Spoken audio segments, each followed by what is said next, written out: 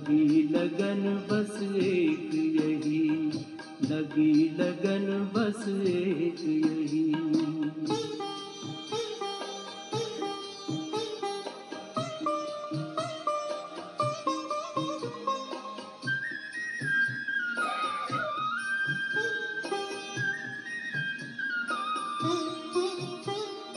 तपस्या की मीठी मीठी लहरों के बीच में आओ खो जाएं हम अपने स्वरूप में। तपस्या की मीठी मीठी लहरों के बीच में आओ खो जाएं हम अपने स्वरूप में। ओम शांति, ओम शांति, ओम शांति। आज बाबा कह रहे हैं, बाबा बच्चों के पुरुषार्थ को चेक कर रहे थे। आज बाबा बच्चों के पुरुषार्थ को चेक कर रहे हैं। तो बाबा ने देखा कि बच्चों के अंदर एक ही लगन है कि बाप जैसा कहे वैसे करना ही है। सबके अंदर एक लगन आ गया है कि जो बाबा कहेगा हमको करना है बस। लेकिन बीच बीच में कुछ बच्चे तो अपने कमजोर स्वभाव संस्कार के वशीभूत हो जाते हैं और फिर सोचते हैं मन को कुछ अच्छा ही नहीं लग रहा है। आज पता नहीं क्यों नहीं अच्छा लग रहा है, आज योग करने में मन ही नहीं लग रहा है, आज ज्ञान सुनने का मन ही नहीं कर रहा है। बीच बीच में ये ऐसा परिस्थिति, ऐसा वायुमंडल बन जाता है ना, मतलब कोई पाप का बोझा आ गया, मन भारी कर दिया। उसके कारण क्या होता है कि कभी ज्ञान सुनने का मन भी नहीं करेगा, एकदम डिटैच कर देगी माया, योग करने का मन ही नहीं करेगा उस समय। और बैठने से फिर कोई लगेगा कि मन फालतू में इधर उधर भाग रहा है। तो बाबा कहता है कि बीच बीच में वशीभूत हो जाते हैं। खाली सारा दिन योग थोड़ा ही ना लग सकता है। फिर बोलेंगे क्या, बच्चे बोलेंगे कि दिन भर थोड़ी बैठ के योग करते रहेंगे, चलते फिरते कर रहे हैं, लेकिन वास्तव में मन नहीं लगता है योग में, इसीलिए बैठने का मन नहीं करता है, ज्ञान सुनने का मन करता नहीं है। तो बाबा कहता है, परंतु वह बच्चे ये भूल जाते हैं कि अब तक मन को दुनिया में लगाकर क्या पाया। ये उस समय भूल जाते हैं जिस समय माया का प्रभाव आता है कि ज्ञान सुनने का मन नहीं करा, योग करने का मन नहीं करा, उस समय इसको सोचने देती ही नहीं माया। वही बाबा याद दिला रहा कि उस समय अगर बच्चे सोच ले कि अरे दुनिया में रम कर भी क्या मिला इतना समय से, लेकिन अब क्यों हम माया की तरफ जाना चाहते हैं, तो ये चेक एंड चेंज नहीं कर पाते हैं। परंतु वह बच्चे ये भूल जाते हैं कि अब तक मन को दुनिया में लगाकर कुछ नहीं पाया। यह समय संस्कार परिवर्तन करने का, इसमें थोड़ा मेहनत तो लगेगा ना। अब संस्कार बन गया था गुस्सा करने का, गुस्से से सबको बोलने का, अब संस्कार बनाना है एकदम शांत रहने का। मेहनत लगेगा ना, मेहनत लगेगा शांत रहने में। अब कोई एकदम शांत है, उसको भाषण करने का बोल दिया जाए तो उसको भी लगेगा कि क्या बोले, कैसे बोले सबके बीच में। तो एकदम संस्कार परिवर्तन करने का समय है, इसमें मेहनत लग रहा है। और यदि अभी भी मन को पुरानी दुनिया में लेकर हम जाते रहें तो परिवर्तन असंभव हो जाएगा। क्योंकि अंतिम, जैसे कि वार्षिक एग्जाम होने का है मार्च में, और बच्चे पढ़ना शुरू कर दे जनवरी फरवरी में, तो पढ़ पाएंगे? कभी कुछ काम आ जाएगा, कभी कुछ काम आ जाएगा, लेकिन वो पढ़ नहीं पाएंगे। उसका माइंड डिस्टर्ब होगा कि अब क्या करें, ना इधर के रहेंगे ना उधर के, पूरा साल बर्बाद हो जाएगा। तो उसी तरह है बाबा का ज्ञान कि अगर अभी संगम युग बर्बाद कर दिए तो पूरा कल्प बर्बाद हो जाएगा। इसीलिए अटेंशन देना है बहुत। तो बाबा कहता है फिर परिवर्तन असंभव हो जाएगा। कुछ बच्चे सोचते हैं कि बाबा तो रोज रोज एक ही चीज देते रहता है, चेतावनी दे रहा है, चेतावनी दे रहा है, पर अभी तक तो कुछ हुआ नहीं है। हो नहीं रहा है, हो नहीं रहा है, हो रहा है, लेकिन हम खुश रहने लगे ना, इसलिए अलबेलापन आ गया। हम निश्चिंत हो गए ना, इसलिए अलबेलापन आ जाता है। लेकिन हो रहा है। आप घर घर में जाकर देखिए, दुख, बीमारी, परेशानियां सबकी बढ़ी हुई हैं। लोग अंदर से सोच रहे कि कहाँ क्या करें, समझ में नहीं आ रहा उनको। और इतना धोखा साधु महात्माओं के पास खा चुके, इतना पैसा बर्बाद कर चुके कि उनको विश्वास भी नहीं होता है कि सही क्या है गलत क्या है। ऐसा समय है। तो बाबा कहता है कि बच्चे बाबा चेतावनी दे रहा है तो ये गलत नहीं है, पर अभी तो कुछ ऐसा लग नहीं रहा, सो बच्चे बोलते हैं। फिर हम भी क्या कर रहे हैं, हो जाएगा धीरे धीरे, हो तो जाना ही है ना। परंतु उन्हें पता नहीं कि बाबा का ये पाठ भी अचानक खत्म हो जाएगा। ये चेतावनी आ रहा है कि अब जो अव्यक्त में भी अव्यक्त पाठ चल रहा है ना, वो भी धीरे धीरे खत्म हो जाएगा। वो खत्म हो जाएगा। फिर बाबा के बच्चों का पाठ शुरू हो जाएगा, बच्चे ही प्रत्यक्षता का नगाड़ा बजाएंगे। फिर ब्रह्मा बाबा का नहीं, जैसे शुरुआत में क्या हुआ कि ब्रह्मा बाबा के रूप का साक्षात्कार होता था जगह जगह, उसी तरह लास्ट में बच्चों का साक्षात्कार होगा। जो 108 में आने वाली रतन होगी ना, उनका साक्षात्कार होगा कि आए हुए हैं भगवान, इस रूप में देवी देवता आए हुए हैं, ये रूप आएगा। भगवान का पाठ धीरे धीरे खत्म हो जाएगा। तो बाबा कहता है उन्हें पता नहीं कि अचानक खत्म हो जाएगा, उसके साथ साथ ये पुरुषार्थ भी। परंतु फिर कुछ बच्चे ऐसे भी हैं जो दृढ़ता पूर्वक अपने पुरुषार्थ में लगे हुए हैं। बाबा दोनों तरह का बच्चा देख रहा है। कुछ बच्चे हैं जो पुरुषार्थ में अच्छे से लगे हुए हैं, तो बाबा उनके प्रति ठहरा हुआ है, उनको वरदान दे रहा है। तो उनका अपने मन और बुद्धि की तरफ अटेंशन है और उन्हें सफलता भी मिल रही है। अगर युक्ति युक्त चले, ज्ञान युक्त होकर चलेंगे तो सफलता भी मिलती चली जाएगी। थोड़ा सा दृढ़ता, धैर्यता रखना पड़ता है, कोई भी काम में धैर्यता रखना पड़ता है। आप देखिए जैसे मकान बनाते हैं तो मकान में पहले जमीन को गड्ढा खोदते हैं, बीम डालते हैं, कुछ नजर नहीं आता है कि क्या हो रहा है उस समय तक। जब बीम ये सब पूरा पड़ जाता है अच्छा से चारों तरफ, उसके बाद देखिए दीवार एकदम आसानी से जल्दी जल्दी उठना शुरू हो जाता है। अब पता चलता है कि मकान बन रहा है, लेकिन जब तक बीम नहीं पड़ा चारों तरफ तब तक लगता है कितना टाइम लगता है, जमीन खोदना पड़ता है, बीम का बिछाना पड़ता है। उसी तरह यहाँ फाउंडेशन मजबूत करने के लिए बाबा को टाइम लेना पड़ता है कि क्योंकि बच्चे पहले मजबूत तो हो जाए, उसके बाद फिर प्राप्ति स्वरूप बनाते हैं बाबा। तो इसीलिए बाबा कहता है कि मन बुद्धि की तरफ अटेंशन दो तो सफलता भी मिलता रहेगा। देखो बच्चे, जब तक आप संपन्न और संपूर्ण नहीं बन जाते हो तब तक माया किसी न किसी रूप में आपको परेशान जरूर करेगी, परेशान जरूर करेगी, जब तक आप संपूर्ण और संपन्न ना बन जाए। जब आप जान जाएंगे कैसे लड़ाई करना है, माया को कैसे हराना है, तो अपने आप माया शांत हो जाएगी, आएगी लेकिन अपने आप शांत होके चली जाएगी, हंसते खेलते पार हो जाएगा। और इसी का रूप दिखाते हैं कि कृष्ण जब जा रहे थे तो बाढ़ आया जमुना नदी में, लेकिन पैर छुआ, कृष्ण को एक जरा सा हानि नहीं पहुंचा, एक जरा सा नहीं। और उसमें देखिएगा वासुदेव का भी स्थिति कि यहाँ तक पानी आ गया लेकिन वो चलते रह रहे हैं, चलते रह रहे हैं, रुके तो नहीं कि पानी आ रहा कैसे ले जाएंगे, छोटा बच्चा है टोकरी में, कहीं पानी ऊपर ना जाए, ऐसा संकल्प आया उनको। तो इसका मतलब क्या हुआ कि हम कौन है, अपने देवताई स्वरूप को लेकर चल रहे हैं माथे के ऊपर, और हम विघ्नों को पार कर रहे हैं एकदम बिना कोई संकल्प चलाए, बिना कोई संकल्प चलाए हमें चलते जाना है, चलते जाना, कुछ नहीं सोचना आगे क्या होगा। अपने आप देवताई स्वरूप हमारा टच करेगा उसको और शांत हो जाएगा। तो देखो बच्चे, जब तक आप संपूर्ण नहीं बन जाते हो, संपन्न नहीं बन जाते हो, तभी तक माया आपके सामने आपको हिलाने आती है। इसीलिए आप माया से मत घबराओ। अब बाबा हमें वो समझा रहा कि बच्चे माया से मत घबराओ, ये माया कुछ भी नहीं कर सकती, माया तो केवल हमें टीचर बनकर आती है पढ़ाने के लिए। इसीलिए आप माया से ना घबरा कर अपनी मन बुद्धि की तरफ अटेंशन बढ़ाते चलो। मन, बाबा कहता माया की तरफ मत डरो, माया की ओर देखकर कि क्या करेगी। देखिए बिल्ली को अगर देखेंगे तो डर लगेगा उसकी आंख में, लेकिन भगा दे तो तुरंत भाग जाती है, ठहरती नहीं है बिल्ली। तो बाबा कहता है उसी तरह माया भी बिल्ली है, उसको भगा दो तो भाग जाएगी, लेकिन अगर छोड़ दोगी तो बड़ा रूप ले लेगी। तो इसीलिए बाबा कहता है अटेंशन, उतना ही माया कमजोर होकर विदाई ले लेगी, बाबा कहता है। और फिर अब तो तीव्र पुरुषार्थी बच्चे, अर्थात जो बाप की 100% चल रहे हैं उनकी श्रीमत पर पुरुषार्थ कर रहे हैं, उनका अब पुरुषार्थ भी लिमिटेड सा रह गया, बहुत थोड़ा सा रह गया, बहुत थोड़ा पुरुषार्थ करेंगे। जो बच्चे अच्छे से करें उनका संपूर्णता की स्थिति जल्दी आ जाएगी, बाबा तुरंत ला देगा, वरदानों से उड़ा देगा बाबा। तो बाबा कहता 100% पुरुषार्थ करें, उनका लिमिटेड सा रह गया है पुरुषार्थ। फिर उनके नेचुरल संस्कार उनकी प्रारब्ध को इमर्ज कर देगा। नेचुरल संस्कार जो आत्मिक यहीं पर इमर्ज हो जाएगा, यहीं पर प्राप्ति स्वरूप बनने लगेंगे, अपने आप चारों तरफ से प्राप्ति शुरू हो जाएगा और हम लोगों को कुछ करना भी नहीं पड़ेगा, केवल संकल्प करें कि ऐसा होना चाहिए, हो जाएगा, अपने आप होता चला जाएगा।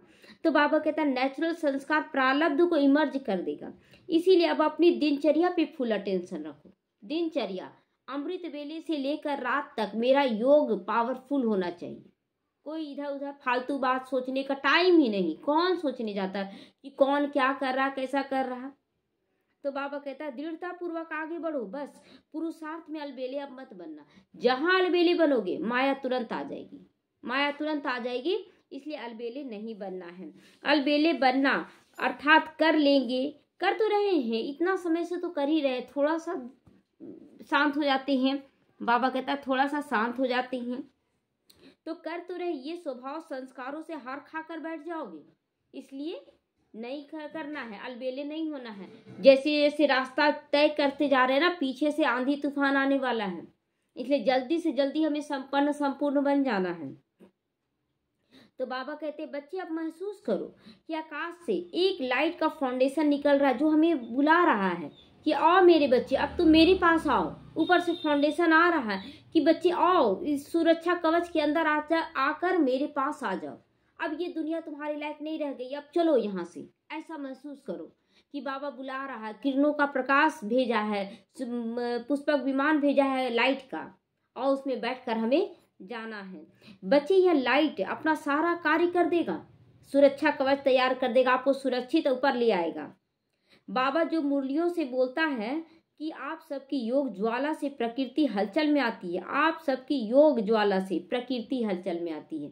प्रकृति नुकसान नहीं, हमारी योग तपस्या से प्रकृति हलचल में आ रही है, क्योंकि प्रकृति भी चाह रही है ना, जैसे हम चाह रहे हैं कि जल्दी से जल्दी पुरुषार्थ करके प्रारब्ध में आ जाए, प्रकृति भी चाहती है कि हम जल्दी से जल्दी संपन्न और संपूर्ण बन जाए, हम भी सुंदर बन जाए, कौन नहीं चाहेगा। तो इसलिए प्रकृति भी चाह रही है ना, तो आपकी योग ज्वाला से प्रकृति भी क्या करिए, तूफान लाएगी। तो तूफान खराब के लिए नहीं लाएगी, अच्छा बनाने के लिए लाएगी। तो बस बच्चे अब तो कार्य संपन्न होने जा रहा है, आपका संपन्न स्वरूप बहुत नजदीक आ चुका है। बाबा धैर्य बंधा रहा, उमंग उत्साह दिला रहा कि बहुत जल्दी आने वाला है। बस बच्चे अब तो कार्य संपन्न होने जा रहा है, आपका संपन्न स्वरूप नजदीक है। मूंझो नहीं, अब प्रभाव मुक्त रहकर हल्के रहो। एक तो प्रभाव मुक्त रहना है, दूसरा हल्के भी रहना। हल्का रहते हैं, कोई भी परिस्थिति में क्या होगा कैसे होगा ऐसे सोचते हैं कि सब अच्छा होगा, बाबा बैठा है ना, सब अच्छा हो जाएगा, सब अच्छा होगा, जो हो रहा है उसमें कल्याणकारी है। तो देखो आप सब बच्चों की एक ही मंजिल है ना, परंतु उस मंजिल तक पहुंचने का तरीका सबका अपना अपना है। एक ही है मंजिल, बाबा के साथ चलना है, बाबा की श्रीमत पे चलना, लेकिन सबका रास्ता अलग अलग है। कोई थोड़ा सा मुंह के कर रहा है, कोई विरोध करके कर रहा है, कोई ईर्ष्यावश कर रहा है। तो इस तरह का थोड़ा थोड़ा क्या है कि बीमारी आ रहा है सबके अंदर, और वो बीमारी ही क्या करेगा, सबको नंबरवार बना देगा। किसी में हल्का फुल्का लोभ मान शान का आ गया है, किसी में आ रहा है कि नहीं हम बहुत और करें, सेवा करें। तो इस तरह से बाबा कहता है कि सबका अपना अपना चुनने का हो रहा है मंजिल, कैसे किस रास्ते से चुने। तो बाबा कहता है इसीलिए आप किसी और को मत देखो, किसी और को नहीं देखना है, कौन कैसे चल रहा है, किस रास्ते चल रहा है, बाबा के साथ साथ हमें चलना है। ड्राइवर बनकर खुद तुम्हें बाबा लेने आया है, खुद ड्राइवर बनकर बाबा लेने आया है। फुल स्पीड से आगे तुम बढ़ते चलो, कुछ समझ में ना आए तो सहयोग ले सकते हो बाबा से। बाबा फुल दे रहा है कि अगर नहीं समझ में आ रहा तो बाबा से सहयोग लो। परंतु संकल्पों में अन्य आत्माओं के पुरुषार्थ की विधि के बारे में मत सोचो। कौन आत्मा कैसे चल रही है, क्या कर रही है, उसके बारे में नहीं सोचना है, हमें अपना चलते रहना है। दुनिया वाले दुनिया में, क्योंकि अब क्या है ना कि 33 करोड़ आत्माओं का पाठ चल रहा है। अब चल रहा तो तमो प्रधानता उसमें भी आ गया है, ब्राह्मणों में भी। तो वो ऊपर नीचे आएगा तब तो कोई दास दासी बनेगा, कोई प्रजा, सब तो राजा नहीं ना बन जाएगा, सब तो राजा नहीं बनेगा, सब साहूकार नहीं बनेगा, सब परिवार में। तो हम अपने आप को चेक करें, क्या हम 36 गुण से संपन्न बने हैं, हम 16 कला में संपूर्ण बने हैं, संपूर्ण निर्विकारी, कोई भी विकार नहीं किसी के प्रति, कुछ नहीं। फिर निरअहंकारी बने हैं, कोई अहंकार नहीं। तो बाबा कहता है कि दूसरों के बारे में मत सोचो, यदि किसी का तरीका अच्छा या एक्यूरेट लगे तो वो चुपके से अपना लो। अगर किसी का अच्छा लग रहा है, बोलते हैं माखन चोर, तो माखन चोर का मतलब क्या, किसी का गुण क्वालिटी अच्छा लग रहा है, उसको बोलना नहीं है, अंदर ही अंदर उसको उस क्वालिटी को खींच लेना है। खींचने का मतलब होता है अपने अंदर धारण कर लेना है। तो ये बाबा कहता है कि चुपके से ले लो, सोचो मत कि कौन क्या करेगा। बच्चे बाप का बाप समान बनने का प्रोसेस चल रहा है, बाप का बाप समान बनाने का प्रोसेस चल रहा है। हर बच्चे को बाप समान बनाया जा रहा है। वो जब तक आप बाप समान नहीं बनते, जब तक आप बाप समान नहीं बनते, तब तक ये चलता रहेगा ये प्रोसेस। विघन इसीलिए आ रहा है कि पल पल परीक्षा लिया जा रहा है, चेक किया जा रहा है कि हम लोग बन रहे हैं कि नहीं बाप समान, हर वक्त। तो ये चलता रहेगा, चाहे तो स्थूल रूप में, चाहे सूक्ष्म रूप में। हम कितना अपने आप को संभालते हैं। सूक्ष्म रूप से क्या होता है, मन बुद्धि भारी हो जाता है, इधर उधर भागने लगता है। उस समय बाबा भी देखता है कि देखते ये क्या सोचता है, ये क्या करता है। बाबा पीछे मुड़ के देखते रहता है कि देखते हैं बच्चे क्या करते हैं इस समय। और तन का भी व्याधि आता है, तन का रोग आता है, उस समय भी सोचना है कि मैं शरीर नहीं आत्मा हूँ। हालांकि देखिए जिस समय होता है दर्द तो फीलिंग आएगा थोड़ा सा, लेकिन अगर आत्मिक स्थिति का अभ्यास करें और परमात्मा शक्ति भर लेंगे अपने, तो उसको पार करना बहुत सहज हो जाता है। ये भी बात है, सहज हो जाता। कर्म भोग है तो थोड़ा सा देखे नहीं, बाबा ने बोला कि लास्ट में क्या हो रहा था बाबा, तो कर्म योग का कर्म भोग से लड़ाई चल रहा था। लड़ाई का मतलब क्या हुआ, दर्द का फीलिंग दे रहा था, लेकिन वो बाबा जो था इतना सी बाबा को याद कर रहा था कि योग से भोग को समाप्त करता चला गया। लेकिन दर्द बोला ना बाबा, लड़ाई होने का मतलब क्या हुआ, दर्द का फीलिंग आ रहा था दर्द का। तो ये तो सबको आएगा ना, जब उनको आया है तो हम लोगों को भी आएगा। बार बार उठ के बैठ जा रहे थे, फिर लेट रहे थे। हाँ, बेचैनी हो रहा था। सब भाई, जो बहन भाई देख रहे थे कि बाबा डॉक्टर को बुलाएं, डॉक्टर को बुलाएं। नहीं बच्ची अभी कुछ नहीं है, सब ठीक है। बाबा बैठा ना डॉक्टर के रूप में, सर्जन के रूप में, तो चल रहा था ना। तो ये होगा, दर्द का फीलिंग आएगा, लेकिन आपको योग युक्त और पावरफुल करना है, और पावरफुल करना है। बाबा तुम समझो, केवल एक बाबा से बात करते रहें। तो इस तरह से आप अगर योग से जीत लेते हैं तो ये बहुत बड़ी प्रारब्ध हो जाएगी कि हम बाबा प्रकृति को जीत लिए। तो ये सब झेलना ही पड़ेगा सबको। मम्मा का दर्द नहीं हुआ था, रात भर वो सोई नहीं थी और पे दर्द था, लेकिन सुबह में फिर बाबा बोला सेवा करना। लेकिन आज वो ताकत नहीं है बच्चों में, जो मम्मा का ताकत था कि रात भर दर्द से सोई नहीं। सुबह में बाबा बोला कि बच्ची तुमको बांटना है अंगूर, 380 बच्चों को बांटना है।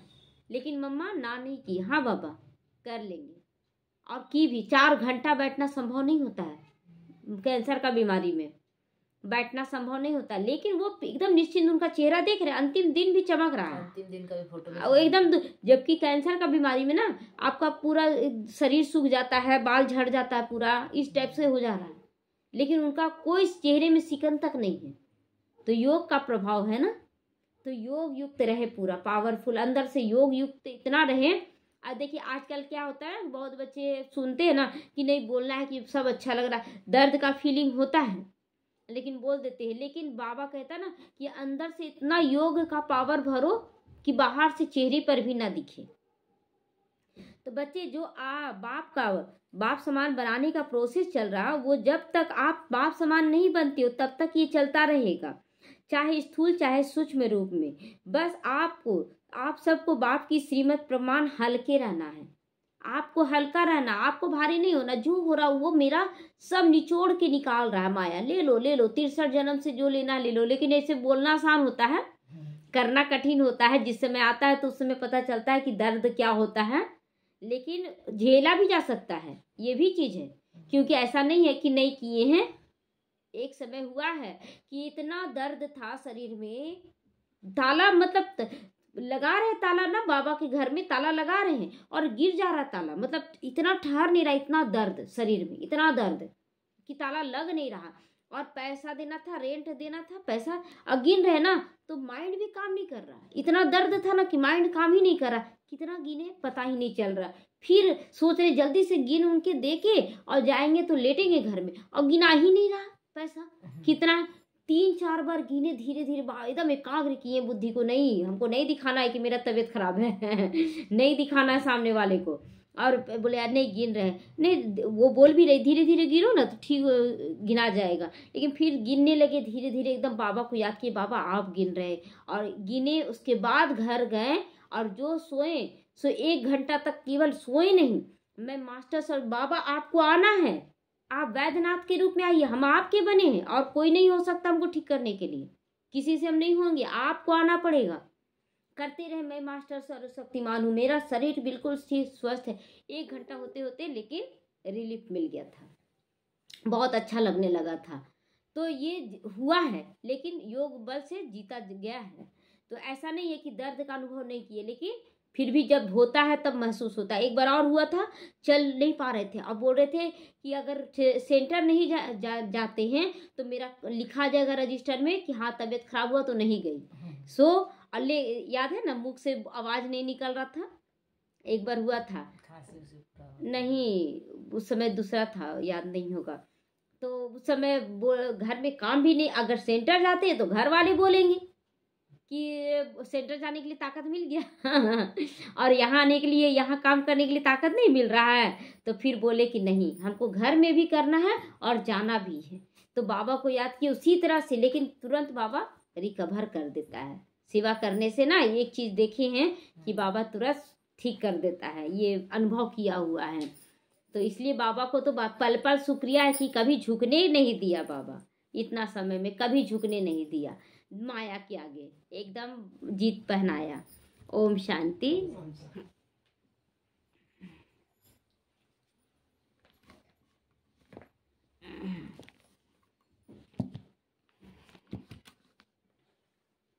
सभी एकाग्र हो जाएंगे